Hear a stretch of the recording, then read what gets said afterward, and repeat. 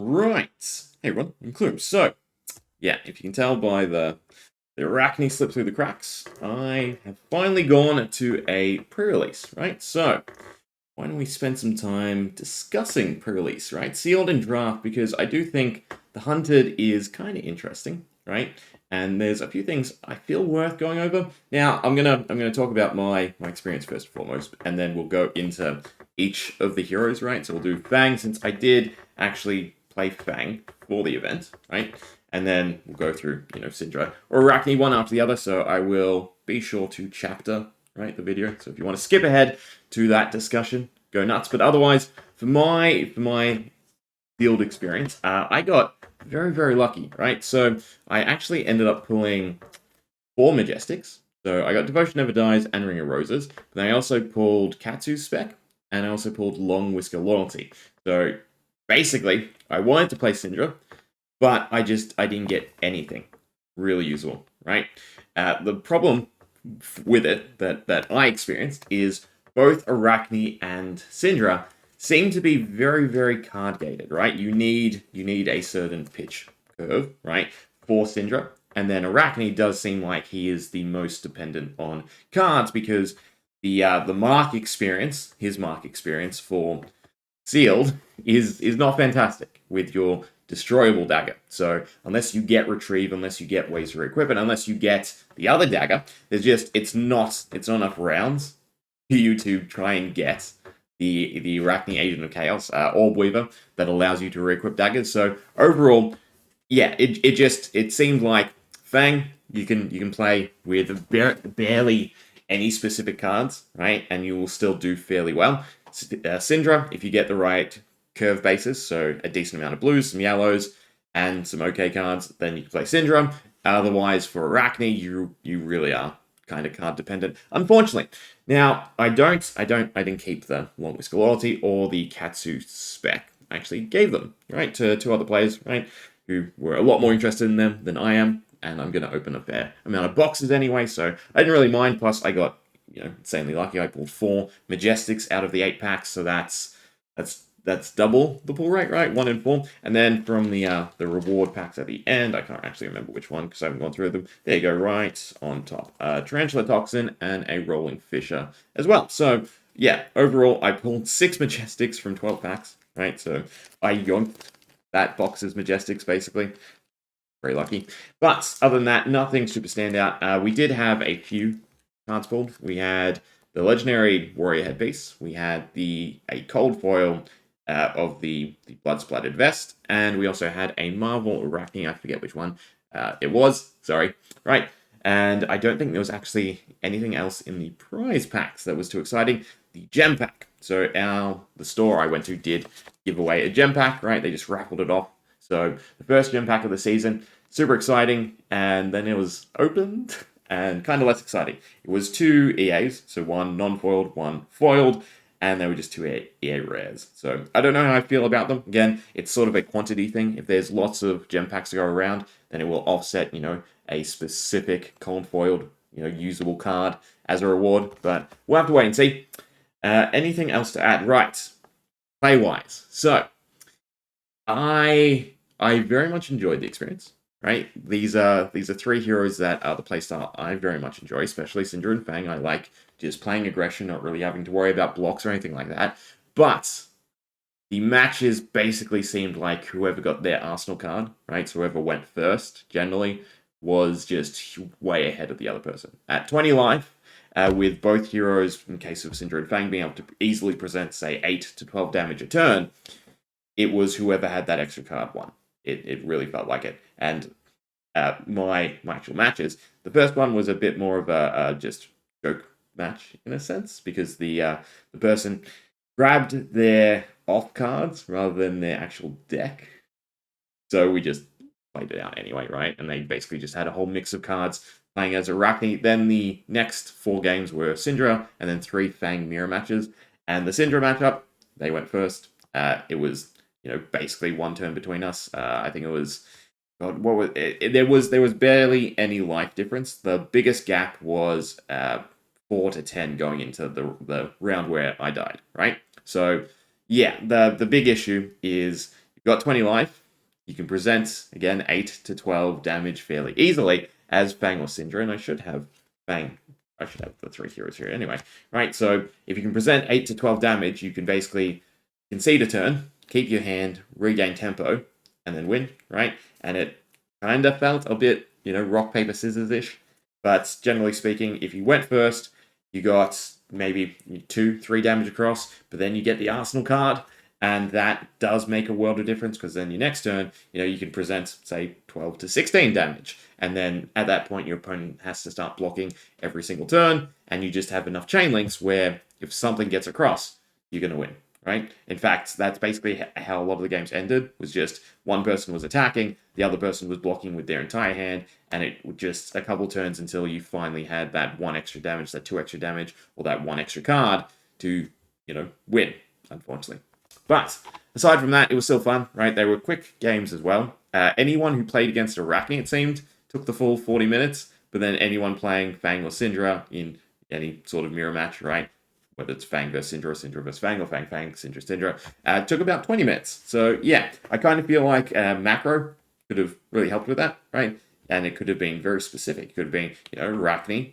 If your hero is Arakni, you can start with your opponent marked. If you're Cindra or Fang, well, in the mirror matchup, you'd want the Arsenal card. If you get the Arsenal card against Arakni, it does also just exceedingly help. Because again, 3 turns of pushing, and your opponent's just backed into a corner, and there is nothing that you can seem to do to recover, right? Because there's also not, a huge amount of real defensive cards that just deteriorate your opponent's turn, right? A couple of people did pull Shelter from the Storm. That was hugely useful, right? Especially, against Cindra. But aside from that, right, it was fun. I think it needs a little bit more polishing, right? Again, macro would have done fantastically. But nonetheless, let's jump into the heroes, and we're mainly going to focus on the common cards, since the common cards are what you're going to have a nice juicy plethora of. And basically the mentality that you probably will have is, if you get a majestic for the hero that you're playing, right? The majestics in auto include rares, a bit more complicated. God, I didn't actually have that many rares that were usable. I Fang's actual legendary, right? Got one of them. And then I also had Bubble to the Surface as my other rare. And then Zip, right? Everything else was for Cindra or Arakni, unfortunately. Because what is it? You get 8 packs, so that's 16 rares, right? Well, I guess I was unlucky in that regard because, 1/3 of them, in fact, a little bit more than 1/3 since there's the dual class cards, should be applicable, right? But nonetheless, let's jump into the common cards for each hero and sort of go over what I personally deem, right? And correct me if I'm wrong, as your top picks, right? Your okay picks, and then your less than okay picks. Okay, so starting off with Fang. Now, equipment, I will mention, but it's not really worth going into because it's basically what you find. For Fang, you've got access to the generics, of course, and then you have the Arakni set or the Red Alert set. Now, Red Alert is nice, right? I noticed that against Arakni, players who were playing Arakni were actually having kind of a difficult time finding attack reactions. But against Fang, obviously Red Alert is really nice. Against Cindra, again, right, there were some, right, by way of the joint class cards, but not enough to validate Red Alert for its 2-block. So it's a nice armor set when you get the payoff, but I think the generic set is probably my favorite, right? Because you block against an attack and then you block against a weapon and you still get that 2-block value. So it is, yeah, pretty much whatever you find, you use. I ended up having, I think it was 1 piece. I had the helm, Blade Beckoner's helm. I had 2 pieces of Arakni's gear, the arms and the legs, right? And then I had Red Alert as a chest piece, and it was fairly useful. Again, basically just starting turn, if I didn't go first, I would drop my hand or whatever cards I deemed. If I had a blue or a yellow, I'd keep that or try to keep it and then block with my equipment, right? Because again, it did felt if you gave an inch, you lost, unfortunately. So yeah, you just want to carry your momentum as Fang, right? Going for Filthy is okay, but it's also kind of too slow unless you're really, really built for it with the right cards. So yeah, playing around blue and yellow, pitchable, swinging twice a turn, and just taking a whole bunch of 0-cost cards to buff, right? So Common-wise, we have split up. So I'm using February, right? So we have our deck slots, our inventory slots, and our maybe slot. And basically, deck slot are the good cards, right? The inventory are the okay cards, and the maybe are the less than okay cards, at least in my opinion. So we'll start off with the top cards. Obviously, Blaze Headlong is fantastic because if you have just a red buff card, you can go swing, right? You can go swing, buff, Blaze Headlong, swing, right? In a nice easy turn and still have a few in a nice easy turn and still have a few cards to block with, right? So Blaze Headlong is fantastic to find for Fang, right? Then we have Cut Deep, or basically any of the +4 cards. Being able to swing for 5 is just nutty, right? And then, you get one extra react, and all of a sudden you're swinging for, 9. And yeah, it's nuts, because one weapon doing 9 and then maybe, one extra attack after that, doesn't have to be Blaze Headlong, there's some other good choices, just is really nice, right? Again, 9 plus 4, that's swinging for 13 off of 3 cards, right? 4 cards. Yeah, generally speaking, it felt right to keep your hand if you're on like 18. Take the hit, keep your hand, swing back, and hopefully your swing is just a little bit bigger to pressure your opponents, but then also they have the advantage going to the next turn. Again, games felt insanely quick and just not really a normal back and forth. Just ninja way, right? I'm going to hit you, you hit me. Whoever hits hardest wins, basically. Right, then we have for the Drakar. So, when this attacks a marked hero, create a fealty token. Now, the nice thing about this for Fang is if you play this against a marked opponent, you get the guaranteed fealty, and then if it lands, you get another fealty thanks to Fang's ability, right? So 2 fealty does go a long way, especially in a deck where you don't quite find the Draconic reactions, right? And you have to convert cards, and that's another thing. Don't try and save your fealty either. If you can use it to extend your chain by 1 extra, do it, because yes, you can get to 3 fealty. I think 2 matches the opponent got to the 3 fealty. No, I got to it in one, and one opponent got to it in the other. And it was nice, right? Definitely being able to swing and have that 1 extra card, but it was also kind of win more, right? Because at that point, I'm just swinging for free, and I'm throwing 1 extra card into whatever I'm doing, which is, a +3 to a +4, and that's game, essentially, right? So it is definitely nice to build them, but use them as you need, right? For the Emperor, same as for the Drakar, but 1 cost, and does seem like you will have enough resources again. Your main goal is 2 swings, right? Don't bother with the additional swing cards, because even if you have the charges, you probably won't have the attack reacts to stack up the chain that far, right? So it does seem like don't put your eggs in that basket.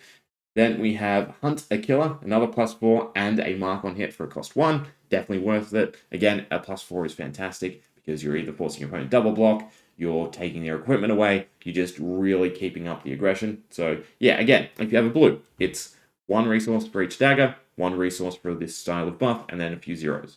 So nice and easy to slot in. Knife through butter, though, is really nice because next attack gets +4, but then it has, whenever you attack a marked hero this turn, the attack gets to go again. And basically what you can do is you can play Knife through butter, you can swing for 5, right? If your opponent overblocks, you let it go, you don't hit, you keep the mark, and then your next dagger has go again, your next attack has go again straight away without having to use the D-react. Maybe you cycle another card from their hand, and then you go into your third thing, right? And then you go with the attack react. Yeah, so Knife through butter, I think, is definitely standout in all the color variants, right? I'd say the red and the yellow. Yellow is a sweet spot, but blue again is definitely still worth it. You will need a few blues in your deck. Then we have Pledge Fealty, create a fealty token. Again, it's simple enough, right? Because it extends. You can play this after your dagger swing on the reaction step to still get the extra go again and the extra +1. It's a guaranteed fealty token, so again, it's nice, but remember to keep in check. Your fealty is most likely going towards buffing your warrior attacks or your generics, right? Point of engagement. Until the end of turn, your attacks against a marked hero get +1. So still nice, right? Again, 0 for 4, really good. So if you can maintain mark, right, definitely worth it. Then we have Sizzling Steel. Target dagger attack gets +3, but if it's a second dagger swing, is the way I like to just think of it, it gets +4. Now, should this be here? No, you know what? I'm going to move this down a peg because a 1 for +3 isn't that fantastic. Yeah, never mind. We'll get back to that in a second. Tip off. Tip off I do really like. Again, you can do a 1 for 5 to end your turn, which is still nice enough. Or you can play it at instant. Getting this in your opening hand is fantastic, right? Starting your first turn or your opponent's turn, sorry, your second turn or your first turn after your opponent with them marked is just so powerful because, again, you have that marked synergy. So I do like tip off, and then in the late game, you can just use a fealty to convert it to Draconic, and then you have a react that also marks and set up marks and might get you a buff, right? Or at the very least might just replace the fealty you've used to extend your chain.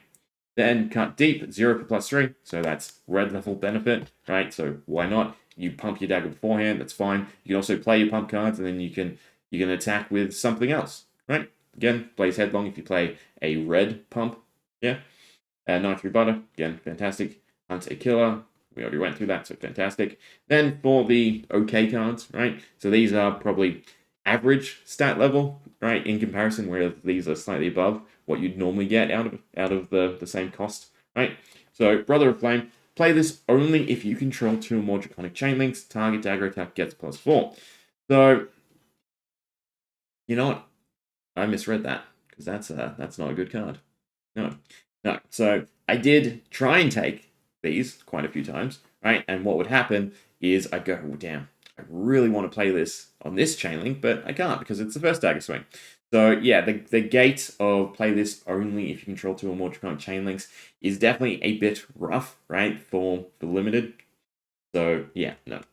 Okay, then we have Den of Spiders. When this defends an attack with greater than its base, mark the attacking hero. Very, very easy to pull off. And again, going into your turn with your opponent marked definitely seems like the objective, right? You want the mark payoff because the payoff for the majority of mark cards is super strong.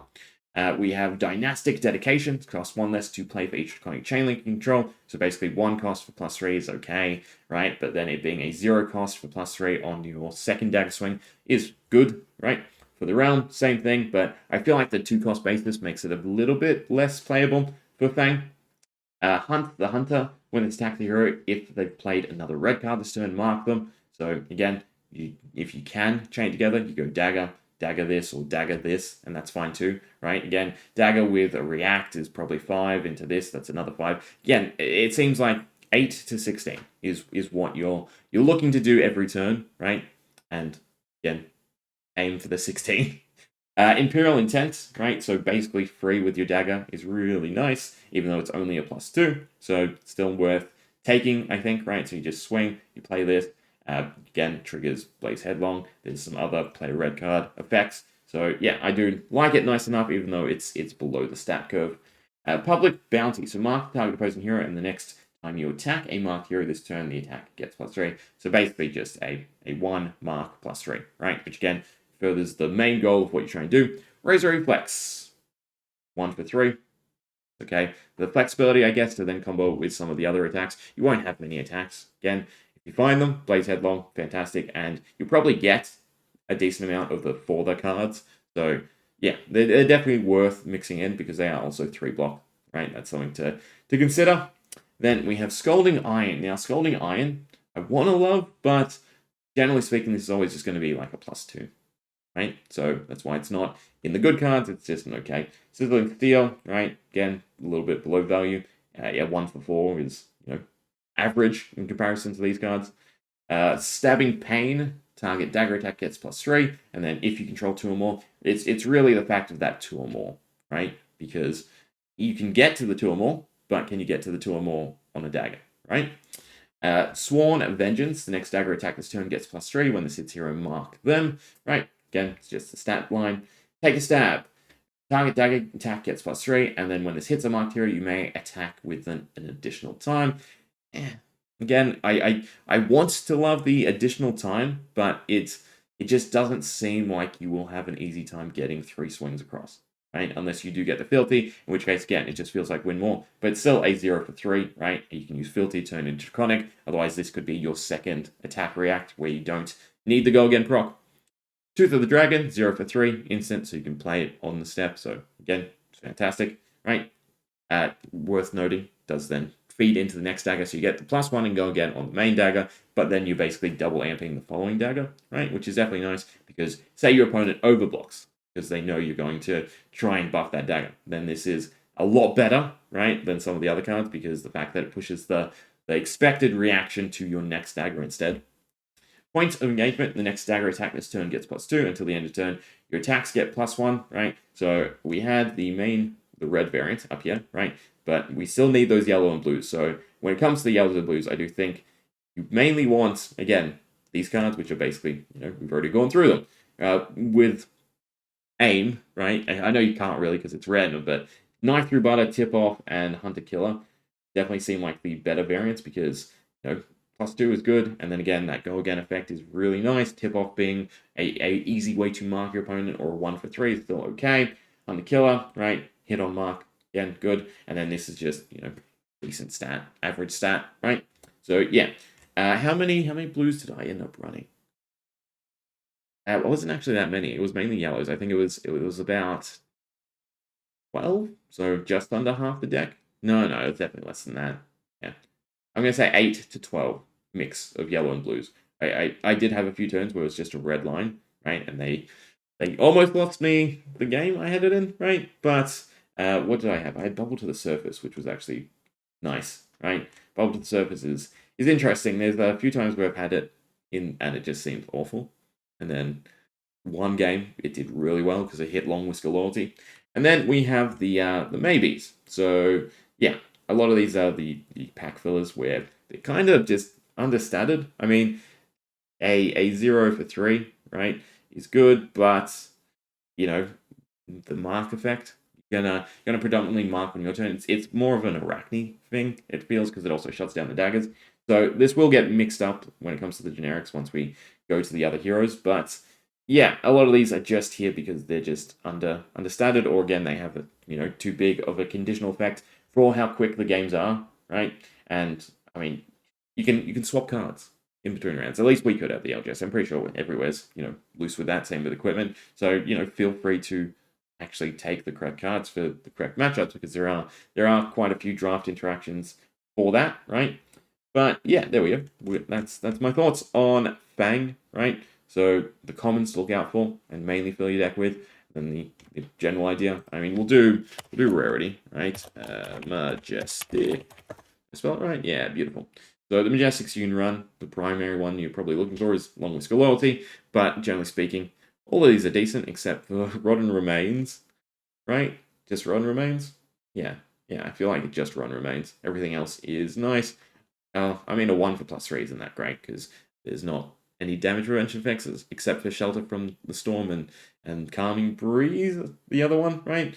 But, what are the chances you actually see that? The rares are probably the bigger talking points, right? So rare-wise, again, it does still feel like you find a rare that you can use. Generally, also into your deck nice enough, right? For instance, when it sits here and mark them, 0 for 4, so again, Dagger Swing into this, decent enough.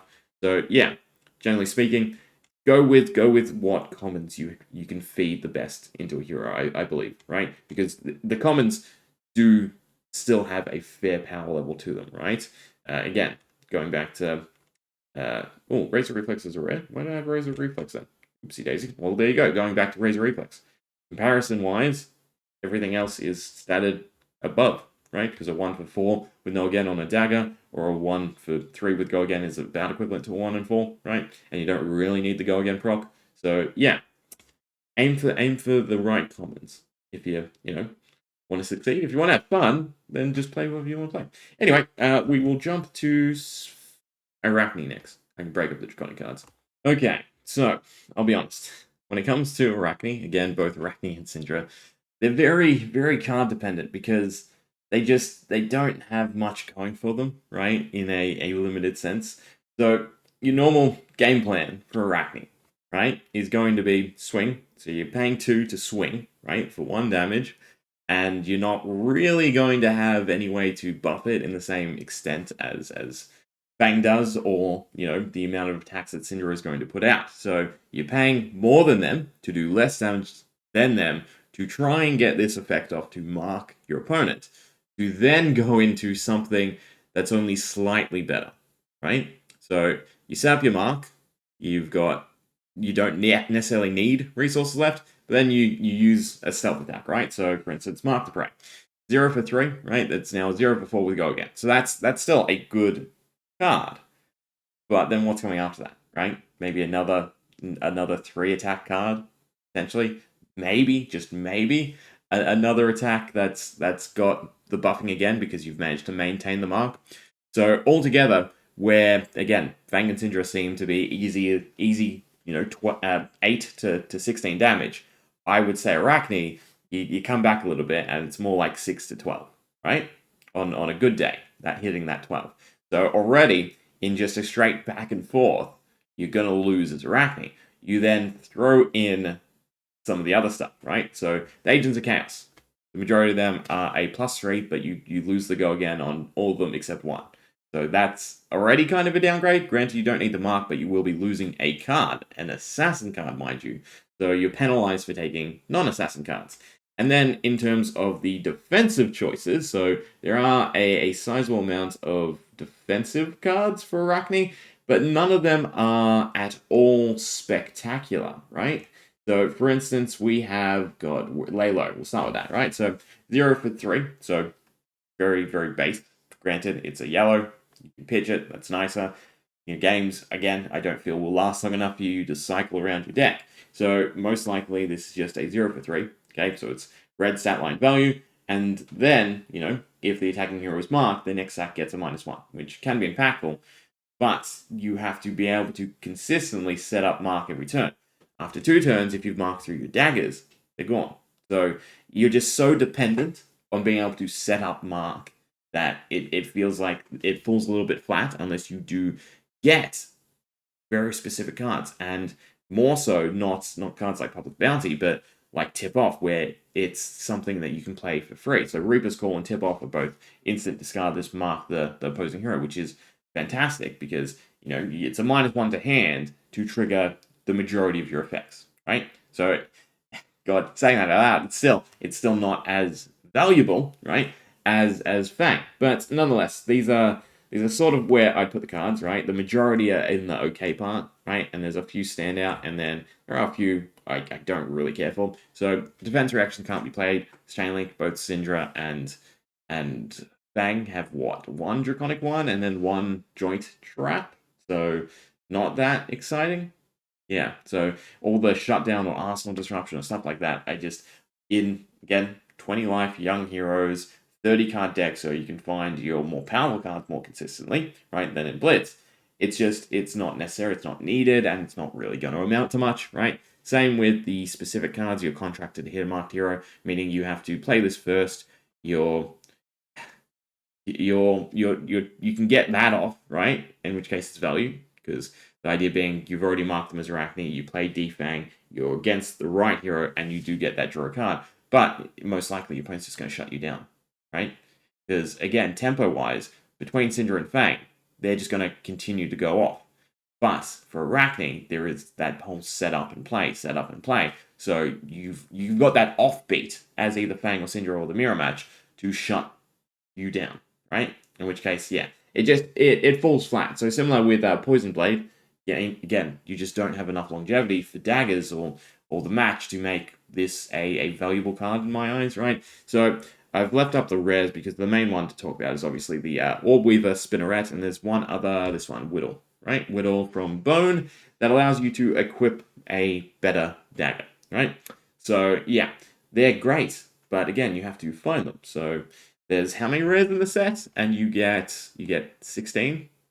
So good luck. Hopefully you do. Hopefully you can play Arakni because yeah, finding the cheaper daggers is very valuable, and I honestly think you want to just go hard and use this.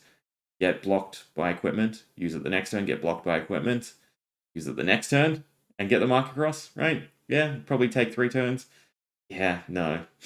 That's just again in comparison to Fang and Cindra, it's just so slow, right? So I do think Arakni will do well in constructed. Just he doesn't feel like a winner when it comes to draft, right? What other rare cards? I mean, there's also good rare cards. So again, if you find the right stuff, I do think he's manageable, but you're still in for an uphill battle, right? What should we do? I don't need to do the Agents of Chaos. Again, you'll see or 2 of them maybe a game if you're lucky, right? And it's just random, and most likely you're just going to get a +3. If you get Orb Weaver, it's really good. If you get Trapdoor, it's kind of bad, right? Because you need to find the traps, and I don't think the traps are worth running. Was this a 0 for 3? I should be a 0 for 4. And when this defends an attack with Go Again, mark the attacking hero, right? So yeah, again, it's just equivalent to another card. You're not going to have enough tempo to be able to arsenal correctly. So yeah, I do feel like a macro, just something like for the first turn or 2 turns or whatever, if you hit a marked hero, you get to put the top card of your deck into your arsenal, something like that. Would have gone a long way into evening the odds a little bit, right? So yeah, I don't actually have much to say on Arakni, so do correct me if I'm wrong, but yeah, a lot of it is just a decent stat line stealth card to work with your effects and ways to mark, right? That's the main objective that it seems to be that you need to look for in order to actually give the game a go. But again, your base stat line is just already below Fang and Cindra, unfortunately, and the value they get out of their weapons. Yeah, very unfortunate. Majestic wise, we might as well take a look, right? Majestic. So, Hunter's Clave. I said to myself too, if I pulled a Hunter's Clave, I would play Arakni, because Hunter's Clave is just obviously significantly better because it doesn't have the destruction effect and it has piercing. And again, because it's just so easy to shut down the Mark of the Huntsman with equipment pieces, right? And you will readily, most likely, at least find 1 block, right? They all have 1 block, and then they have the bonus effect. So yeah, you will be able to shut down Arakni's daggers, right? So if you find a Hunter's Clave, fantastic. If you don't, yeah, you're in for a really rough time. And then you have what is it, Anaphylactic Shock, wherever it is, which is just weird, right? I don't know why it's an instant. Should have been instant. I guess the 1 damage could win you the game, so that's why it's instant. But yeah, no, I feel like it should do something else, something a bit more, right? Make them, I don't know, cost 1 more. What Anaphylactic Shock? So stalling, right? Something, not just lose 1 life. Again, it's like it's just there as a Dromai counter in the future. Yeah. But there we go. That's my thoughts on Arakni in a nutshell, right? Less card dependent, I feel, than Cindra, but Cindra is not specific card dependent. Cindra is color dependent, right? If you find enough blues, easy done, right? But Arakni definitely feels you need specific cards, and the common cards just don't get you there, right? So yeah, I mean, 50-50. Take half stealth, take half mark, right? I know 1 in 4 marks you get done, but you really want to be able to mark every single turn to make use of Arakni's ability, maybe the Agents of Chaos, or just baseline the other marked interactions. So yeah, I definitely overcompensate, right? Take 15 mark cards if you even get 15 cards that are capable of marking, just to try and ensure that you will mark your opponent, because you cannot rely on the dagger, unfortunately, in my opinion. All right, last Cindra. So for Cindra, right, the main thing you're trying to do is have enough blues, and I do think 10 blues is around the sweet spot. Basically, there's nothing wrong if you have 2 blues in hand every single turn, right? So don't hold back, right? Don't try to be conservative, because if you have enough blues, you can do wonderful things, right? So for instance, if you had 2 blues in your hand every turn, what you can basically do, right, is go swing, so that's 1 damage, right? You've pitched 1 blue, so that's 1 resource. You have 1 resource remaining, right? So maybe you go with a 4 damage attack, and maybe you have a 3 damage attack on 0, right? So 1 cost and 0 cost. So already you're pushing for 9 damage there, right? Then you close the chain, and you use your other blue to end your turn with your daggers re-equipped, right? Plain simple, that is your game plan. That is what you're trying to do with Cindra, but the blues are the requirement, because you don't want to be caught out losing your daggers. Granted, it's not the end of the world, but again, it's the fact that you go 4 chains, right, pressuring a decent amount of damage in the minimum, right? This is the minimum what you can probably do consistently as Cindra. So again, go off the averages that I keep spouting. That could be completely wrong.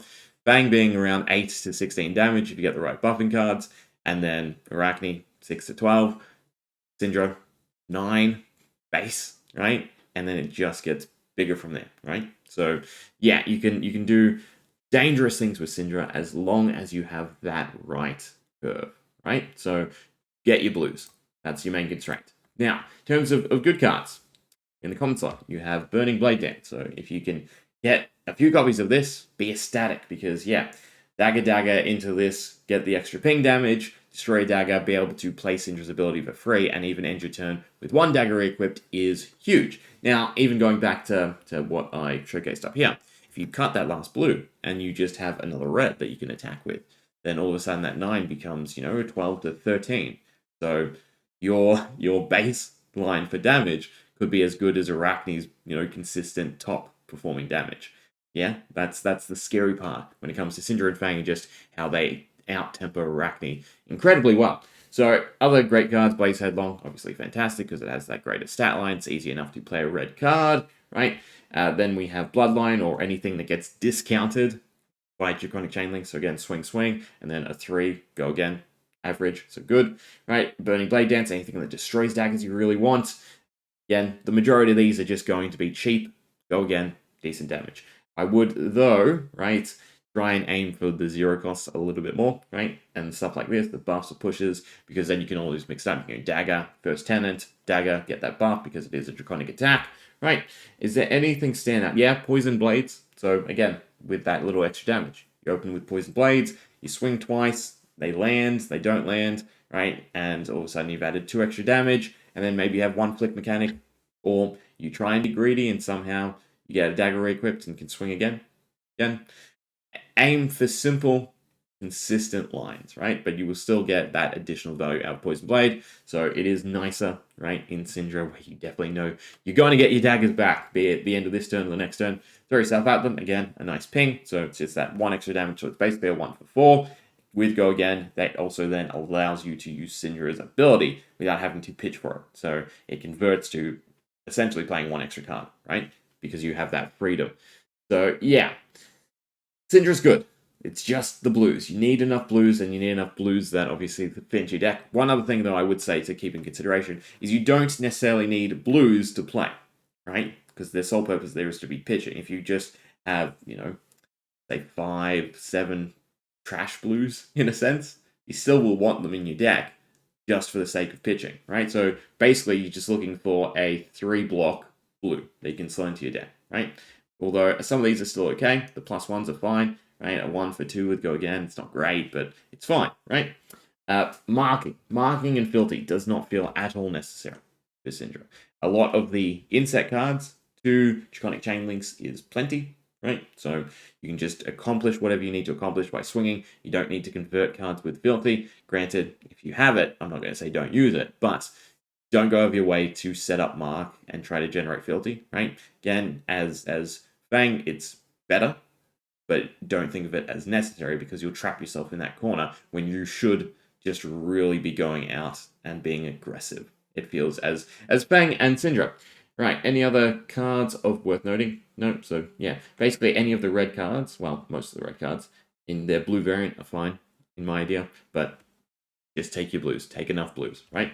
Then we have a decent assortment of okay cards that are fantastic, right? Again, mostly because they're just understated or they don't have Go Again. You're really just trying to line up as many cards as you can, right? And have some flexibility to it where you can break up your dagger swings, or, you can close the chain and still have a few attacks. Even if you swing with 1 dagger, close the chain, and then go into something else to discount Cindra. So again, rather than having the 2 blues, you have a blue and a yellow maybe, or you have a blue and a red, right? Blue and a red is just 2 chain links. So that's 1 dagger swing and 1 other attack, and then a red to pitch away.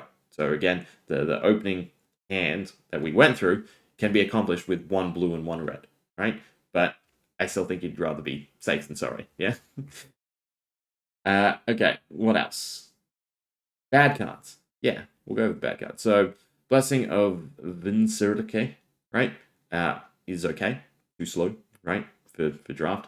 For the realm, too cost heavy, and all the defense reacts, I think you're barking up the wrong tree, right? You don't want to lose cards from hand. It does just honestly feel like a back and forth. So, yeah, use your equipment to block, use it as best as you can, but just try and just pedal to the metal, right? So, yeah, Filthy, not necessary, does nothing else for the game plan, right? Proclaim Vengeance could be really good, but, well, it has to be against Arakni, and then you also lose. There's enough zero-cost attacks for you to take that you don't need Proclaim Vengeance, right? Trading another zero-cost attack for the chance to have or use a 1 is not fantastic, right? Yeah, so it's mainly the defense reacts that I've taken out, or anything to do with Mark or Fealty, because it's just it doesn't feel needed as Cindra. And then of course, for your Majestics and your rares, you do have really good cards if you find them. So her legendary is fantastic, right? Even if you just discount twice and it's a 1 for 3, right? That gives you daggers, the ability to re-swing. So you really want to close the chain, pitch a blue, swing, right? But the caveat here is you need it in conjunction with those flick cards. So I do like Rathe. I still think it's okay, but it's not as fantastic as it will be in actual constructed decks, right? Other than that, for rares, pick up sticks is good, right? Retrieve is okay. Bit costly though. You mainly want to rely on Cindra's ability. You don't have, the consistency of flick to value retrieve, right? So just try and aim for using Cindra's ability, right? Be it break the chain, first dagger, second dagger, right? Work it in. What else do we have? Devastate Devotion or anything that, again, generates fealty is not necessarily necessary, but cards like Compounding Anger that you can get down to a 0 cost, right?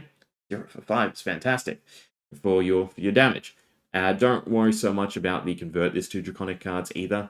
Granted, again, they're good, some of them, right? But they're definitely more for constructed than what you can easily take when it comes to draft and what every other deck is really capable of. Silver Talons being probably that prime example, right? You really want that flick ability, but you gotta remember it doesn't have Go Again. It doesn't have Go Again, and you have to convert it to Draconic. So even though you have a 1-cost card by way of throw yourself at them, or even out of set hurl, I don't like Silver Talon, right? It needs that Go Again functionality. Anything else worth noting? I guess the Majestics, obviously Blood Runs Deep is the big one. If you find that, go nuts, because that is just obviously a fantastic card with Cindra, right? Break both your daggers, re-equip them, and then you got the resources swing. But it's similar to Fang, where you want to aim for all these exciting things that are definitely going to be the norm when it comes to actual constructed deck, right? Being able to swing a ton of times as Fang, or being able to throw so many daggers as Cindra. It's just not necessarily a sealed thing, right? So yeah, don't get your head wrapped around that when it's not necessarily necessary, right? But discounts are always nice too. So you're kind of just valuing the card, right? So you're presenting a 2, they block with a 3, so you get that 1 value, and then you discount a 1 that's now a 4. So yeah, Ignite is still okay, but overall, it's mainly blues. Find your blues, and you're set. Yeah, there we go. That's my basis on the 3. Again, if I had to rank them, I'd say Cindra, if you find the blues, is going to be the strongest deck, right? Followed by Fang, just because it's consistent. And then Arakni. Arakni is really card dependent, and I just don't think he can match the tempo, right, of Cindra, of Fang, without just falling so far behind.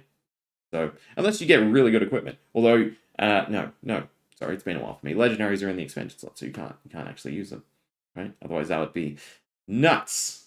Okay, hope you enjoyed. And what are your thoughts?